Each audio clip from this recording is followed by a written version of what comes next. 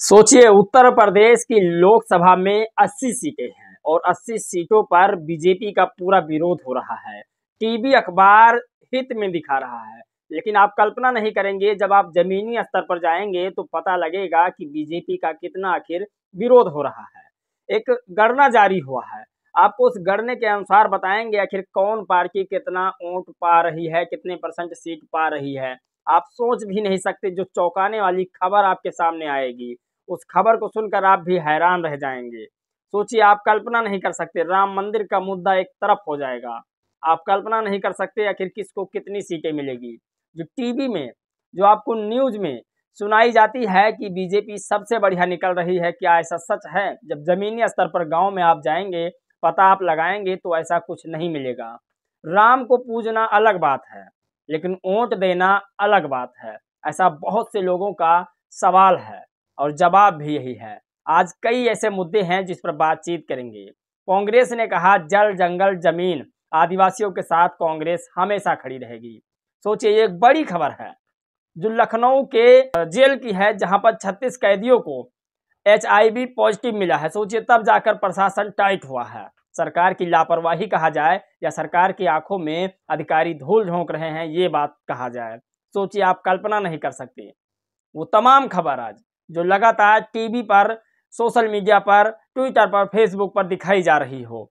सोचिए, जिस खबर को लेकर के पूरा बहुजन समाज सतर्क रहता है, सुनना चाहता है, उन सारी खबर को हम बताने की कोशिश करते हैं। आज चलिए उस खबर पर नजर डालते हैं। नमस्कार दोस्तों, मैं हूं पराग और आप देख रहे हैं देसी पीएसबी ब्लॉग। आज की वो तमाम खबरें जो एक एक करके आपको बताएंगे, लगातार वायरल हो रही है। लखनऊ से खबर आ रही है। आपको बता दें, कांग्रेस पार्टी की तरफ से एक बड़ा ऐलान हुआ है, वहीं पर बहन जी की तरफ से भी कुछ कम नहीं है। आप सोचिए, आप कल्पना नहीं कर सकते, जो गांव में लोग जाकर, पत्रकार जाकर गणना करते हैं, जो गोदी मीडिया नहीं, जो बहुजन मीडिया होती है, वो गांव गांव जाकर जब पता लगाती है तो एक डाटा जारी होता है। उससे पता चलता है कि बहुजन समाज के कौन से नेता की सबसे ज़्यादा सीटें निकल रही है। क्रांति कुमार ने इसे लिखा, लेकिन जैकी यादव ने अपने ट्विटर अकाउंट पर डाला है। वो खबर हम आपको बताएंगे, कितनी सीट बीएसपी की है, कितनी सीट सपा की, और कितनी कांग्रेस की, कितनी आरजेडी की, और कितनी है बीजेपी की। वो तमाम जानकारी आपको बताएंगे, क्योंकि जानकारी बताना सबसे पहला और परम कर्तव्य पत्रकार का होता है। उसके बाद फिर कोई और खबरें दिखाना। जानकारी आपको वो दिखाएंगे जो कोई सच्चाई नहीं दिखाता होगा। इसीलिए मेरा रिक्वेस्ट भी आपसे है कि पराग सागर यानी देसी पीएसबी ब्लॉग को आप सब्सक्राइब जरूर कीजिएगा, इस चैनल को, और इसे शेयर भी कीजिएगा ताकि सभी लोगों तक यह जानकारी पहुंच सके। उस तमाम जानकारी के लिए आपसे मैं फिर से विनम्र निवेदन करूंगा कि एक बार पुनः देखिए। सोचिए, बिहार में फिर से एक बार तेजस्वी यादव की मांग हो रही है। लगभग 60% से ज़्यादा लोग तेजस्वी यादव की सरकार मांग रहे हैं, क्योंकि उनका कहना है जो शिक्षक वैकेंसी वहां पर फिल हुई थी और सबको जो नियुक्ति पत्र मिल चुका था, वो कहीं ना कहीं तेजस्वी यादव की ही देन थी। क्योंकि तेजस्वी यादव पहले भी कह चुके थे कि मैं ज़रूर से ज़रूर शिक्षक वैकेंसी करा के और जल्दी से जल्दी नियुक्ति पत्र दूंगा। वो तमाम जानकारी आज आपको बताएंगे। सोचिए, पहली खबर की अगर हम बात करें तो शिक्षक वैकेंसी जो लखनऊ इको गार्डन में तमाम बच्चे बैठे हैं। सोचिए, आप कल्पना नहीं कर सकते, मास्टरी की नौकरी को लेकर के तमाम जो ओबीसी SC ST के लोग बैठे हुए हैं, उनसे योगी सरकार मिलने नहीं जाती है। उन तमाम जगहों पर जाती है, लेकिन आज तक कई महीने हो चुके हैं, लेकिन उनसे मिलने के लिए उन्हें टाइम नहीं है। सोचिए, आकाश आनंद ने ट्वीट किया कि बीएसपी का एक MLC आज जिस तरह से सदन में बीजेपी के खिलाफ बोला है, शिक्षक वैकेंसी के पक्ष में बोला है, आप कल्पना नहीं कर सकते। एक एक खबर आपको फटाफट बताते हैं, क्योंकि आपका मैं समय ज़्यादा नहीं लूँगा। अगर हम बात करें आकाश आनंद की, तो उन्होंने लिखा, विधानसभा के सदस्य माननीय भीमराव जी ने सदन में शिक्षक भर्ती घोटाले में सरकार और पिछड़े दलित समाज का वोट लेकर सरकार में शामिल चमचे नेताओं का काला चिट्ठा खोलकर रख दिया। पिछड़े दलितों की आवाज़ को सदन में मजबूती से उठाने के लिए माननीय भीमराव अंबेडकर जी का आपका बहुत बहुत आभार। सोचिए, ये बड़ी बात है, क्योंकि बीजेपी में भी SC ST और OBC के तमाम बड़े बड़े पद पर बैठे हमारे बहुजन समाज के नेता हैं, लेकिन उन्होंने आज तक ये आवाज़ नहीं उठाई है। आप कल्पना नहीं कर सकते, बीएसपी का एक MLC पूरे सदन में चिल्लाता है शिक्षक वैकेंसी को लेकर के। 6800 शिक्षक वैकेंसी भर्ती मामले को लेकर यूपी विधानसभा में सरकार पर भड़क गया बीएसपी का एमएलसी।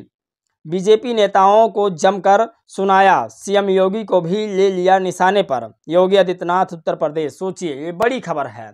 मैं फिर कह रहा हूँ, बीएसपी का कोई भी नेता बीजेपी हो या विपक्ष पार्टी से कभी नहीं डरता है। भले ही लोगों का एक धारणा लोगों के अंदर पैदा कर रहे हों कि बीएसपी सभी पार्टियों से डरती है, लेकिन ये कदाचित गलत बात है, क्योंकि बीएसपी संवैधानिक पार्टी है, संविधान के दायरे में रहकर बातचीत करती है।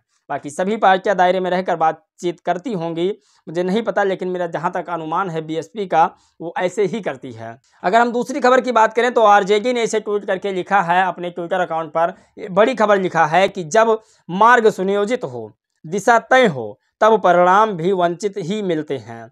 अब तक उपेक्षित रहे विभागों को मात्र 17 महीने में सही दिशा दिखाने में महत्वपूर्ण भूमिका निभाने के लिए श्री तेजस्वी यादव जी को साधुवाद। बिहार की जनता भर रही हुंकार, अब बिहार में चाहिए बस तेजस्वी की सरकार। सोचिए, आप कल्पना नहीं कर सकते, क्योंकि तेजस्वी यादव की सरकार, लोगों को एक उम्मीद है कि तेजस्वी यादव की सरकार आएगी तो फिर से खुशहाली आएगी, नौकरी मिलेगी, बेरोजगारी दूर होगी, वो तमाम लोगों का आस और उम्मीद है। सोचिए, आज तक ने ट्वीट किया लखनऊ से वो बड़ी खबर जिसे बहुजन समाज को सुनना चाहिए। सोचिए, मैं उस खबर पर भी आऊँगा जिस खबर के लिए आप लोग बैठे हैं, क्योंकि उस खबर को बताना बेहद ज़रूरी है। बसपा की कितनी सीटें, कहाँ से कौन कौन जीत रहा है, वो सारी खबर आपको बताएंगे। पहली खबर लखनऊ की ओर नजर डालते हैं। सरकार की नाकामी या अधिकारी धूल झोंक रहे हैं आंखों में। लखनऊ जेल में बंद 36 कैदी मिले एचआईवी पॉजिटिव, एक्टिव हुआ प्रशासन। सोचिए, उत्तर प्रदेश की राजधानी लखनऊ जिला जेल में 36 कैदियों को एचआईवी संक्रमित मिलने में स्वास्थ्य विभाग और जेल प्रशासन में हड़कंप मच गया। पॉजिटिव पाए गए सभी कैदियों पर तुरंत इलाज शुरू कर दिया और डॉक्टरों की निगरानी में रखा गया है। सोचिए, बता दें, एड्स नियंत्रण सोसाइटी के निर्देश पर स्वास्थ्य विभाग ने दिसंबर 2023 में लखनऊ जेल में बंद कैदियों की एचआईवी स्क्रीनिंग कराई थी। इस स्क्रीनिंग के दौरान करीब 3000 कैदियों का टेस्ट किया गया है। अब रिपोर्ट आने से स्वास्थ्य विभाग और जेल प्रशासन में अफरा तफरी मच गया है। सोचिए, ये एक बहुत बड़ी खबर है, आप कल्पना नहीं कर सकती। वहीं पर अगर हम आज तक की दूसरी बड़ी खबर की बात करें तो उन्होंने कांग्रेस के बारे में लिखा, आदिवासियों के जल जंगल और जमीन के पक्ष में खड़ी है कांग्रेस। धन्यवाद, मैं बोल रहा हूं राहुल गांधी।